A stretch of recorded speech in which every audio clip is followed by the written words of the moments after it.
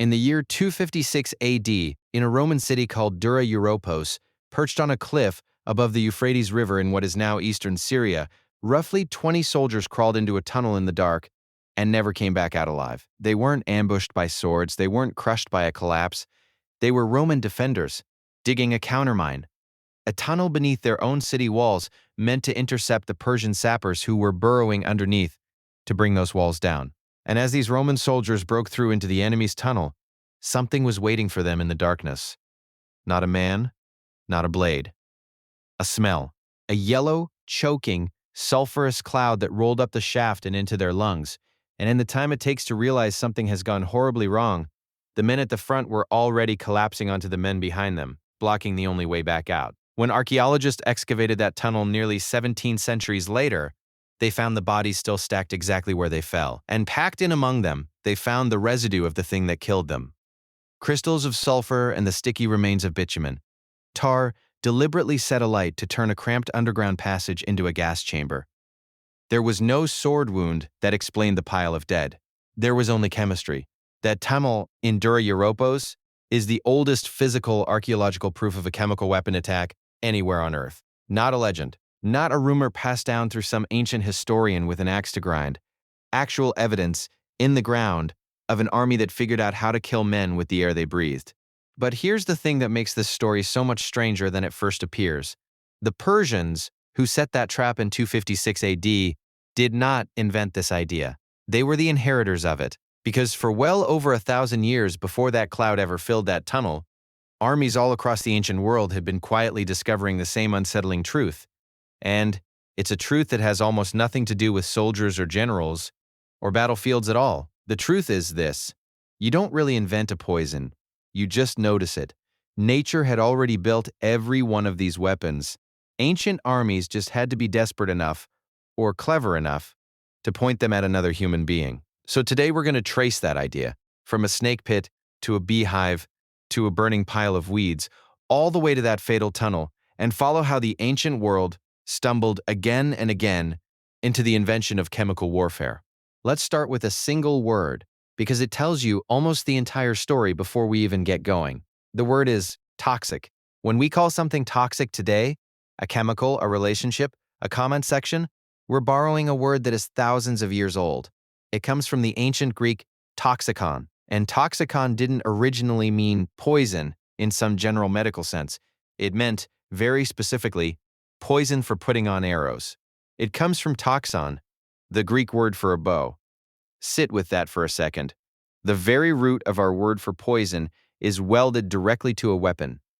To the ancient Greek ear, the concept of poison and the concept of a thing you shoot at your enemy were so tightly bound together that they lived inside the same word, which tells you that arrow poison wasn't some rare exotic footnote in the ancient world. It was common enough and feared enough to leave its fingerprints on language itself.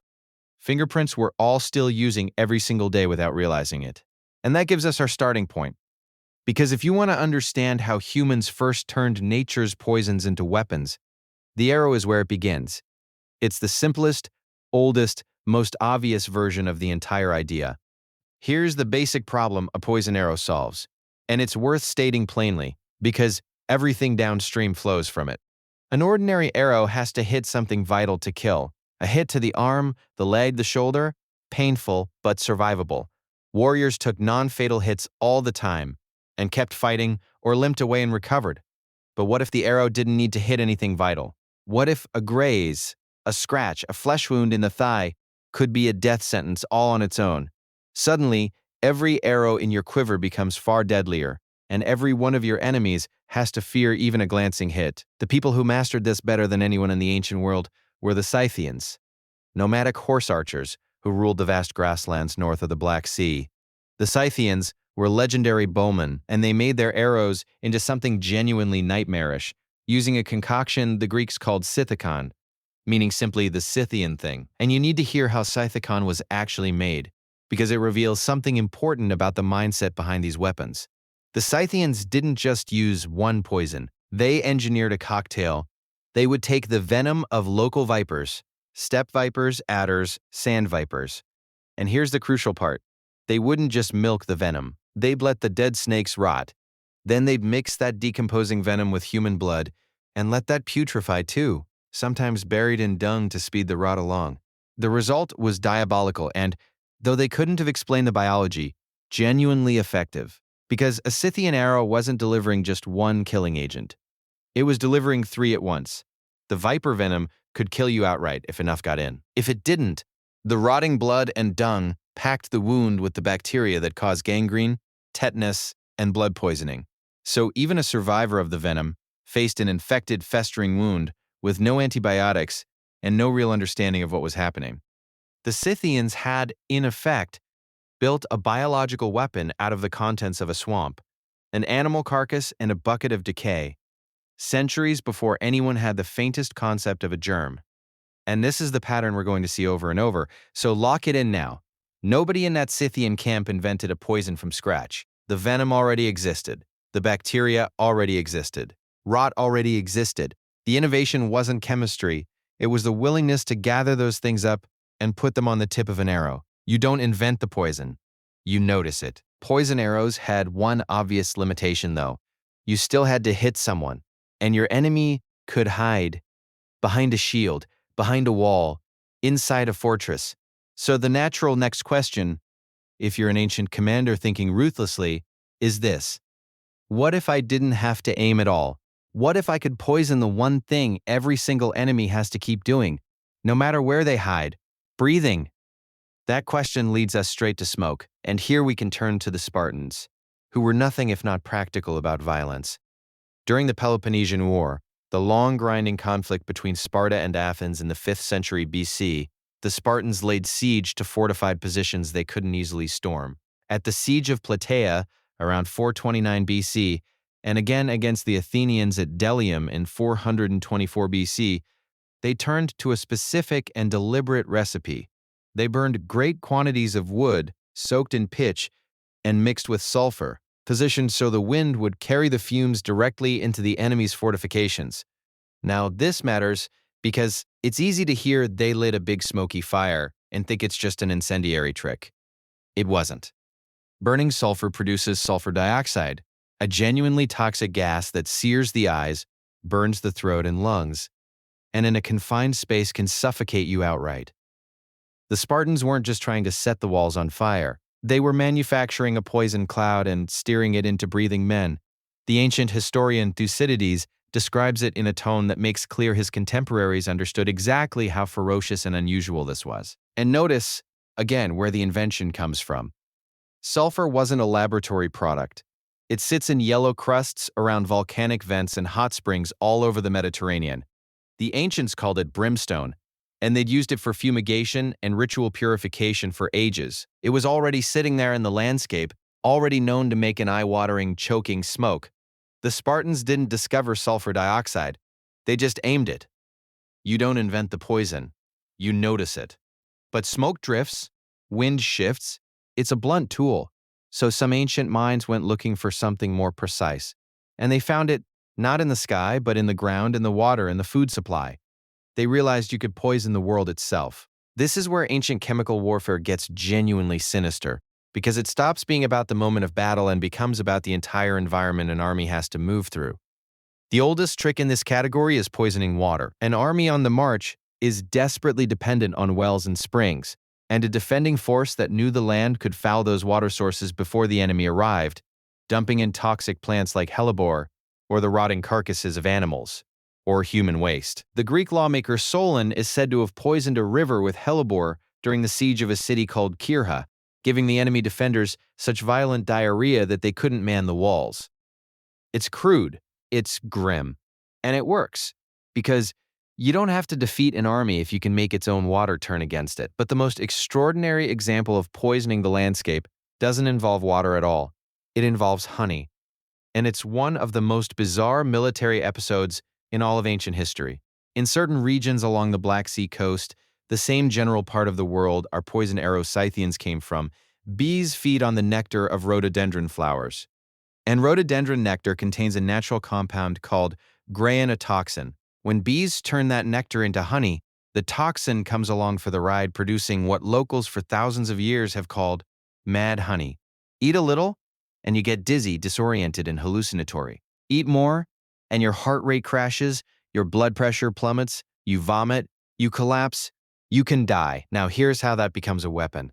Back in 401 BC, the Greek soldier and writer Xenophon recorded that his retreating armies stumbled on some of this honey, gorged themselves on it, and the whole unit was flattened.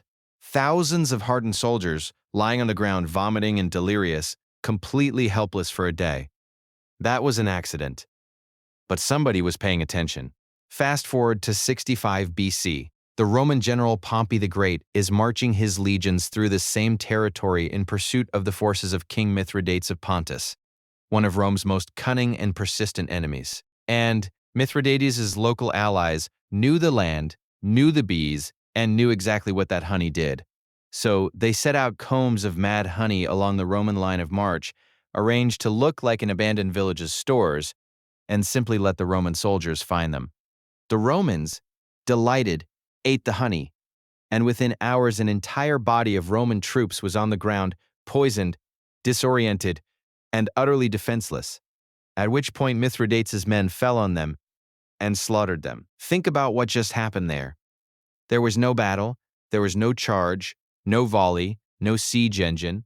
The weapon was a jar of honey, and the knowledge of what it would do. The trap was baited with the enemy's own appetite. This is chemical warfare in its purest, most patient form. And once again, nobody invented the poison. The bees made it, the flowers made it, the generals just noticed it and put it in the enemy's path.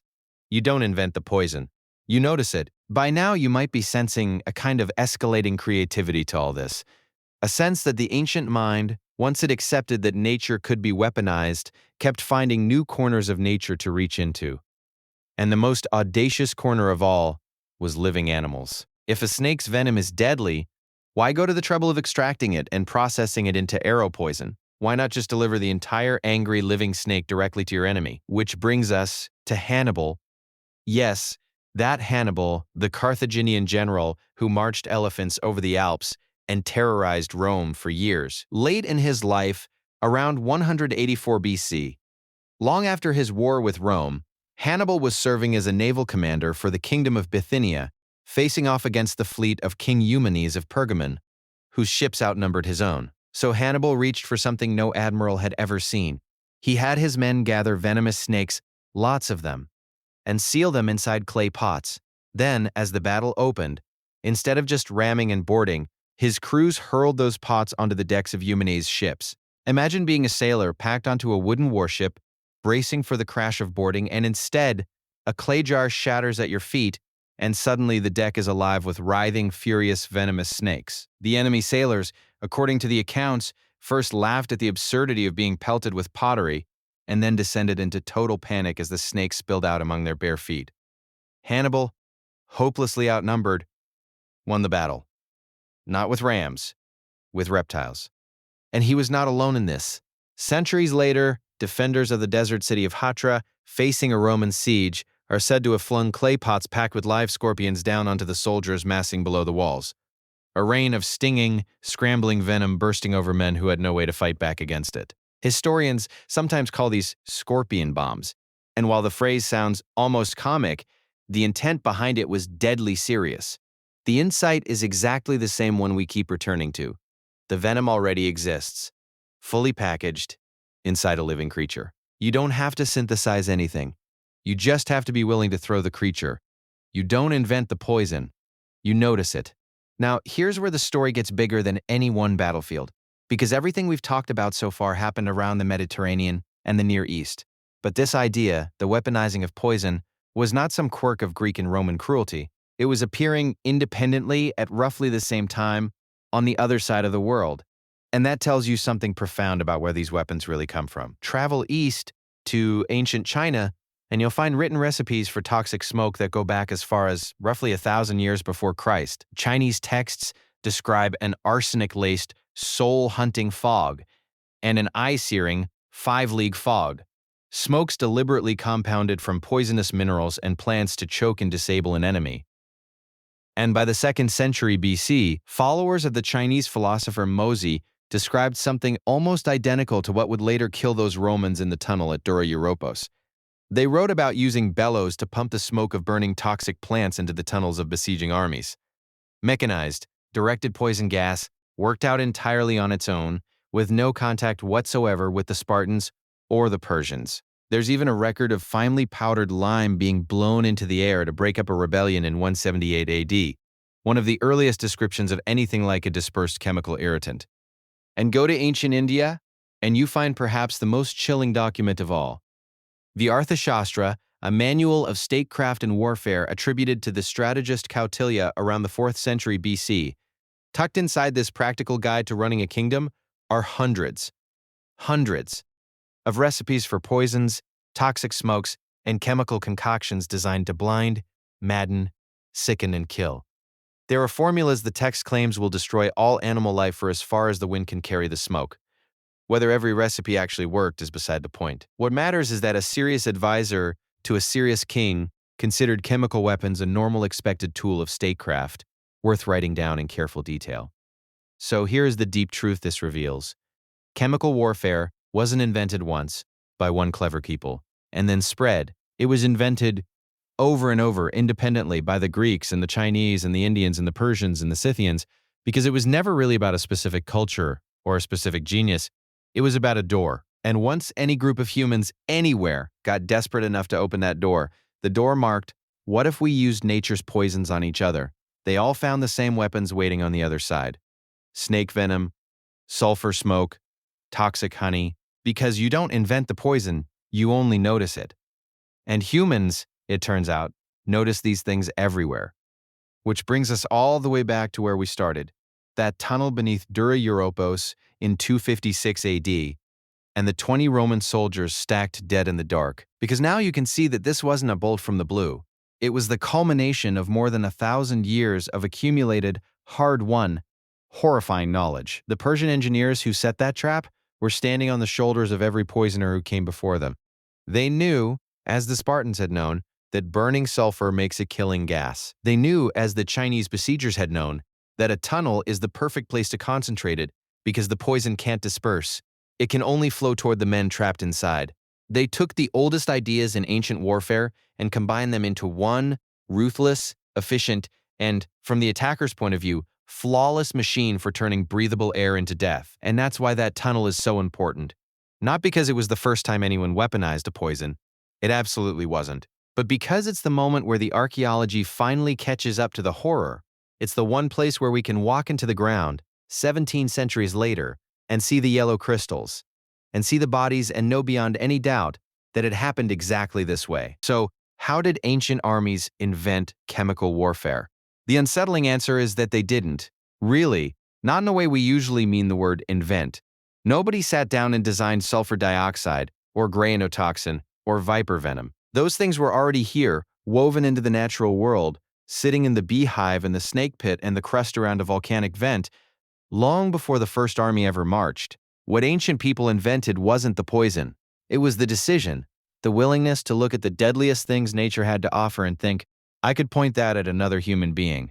And it's worth ending on this, because the ancients themselves were deeply uneasy about that decision. The Romans had a saying that war should be waged with weapons, not with poison. A line that only exists because enough people were, in fact, waging war with poison to make it worth condemning. There was something about these weapons that felt like a violation even to societies utterly comfortable with the sword and the spear. Killing a man who could fight back was war. Killing him with the air, or the water, or his own dinner felt like something else, something that broke a rule older than the rule against killing itself. That unease never went away. It ran like a thread all the way from a Scythian arrow tip through a jar of mad honey and up out of a tunnel in Syria straight into the 20th century, where the same basic idea, poison the air the enemy has to breathe, would return on an industrial scale in the trenches of the First World War and haunt us ever since. The gas that killed those Romans at Dura Europos and the gas that terrified soldiers 1,700 years later were at their core the very same idea. A group of people, cornered and determined to win, reaching past the sword for something older, quieter, and far more frightening.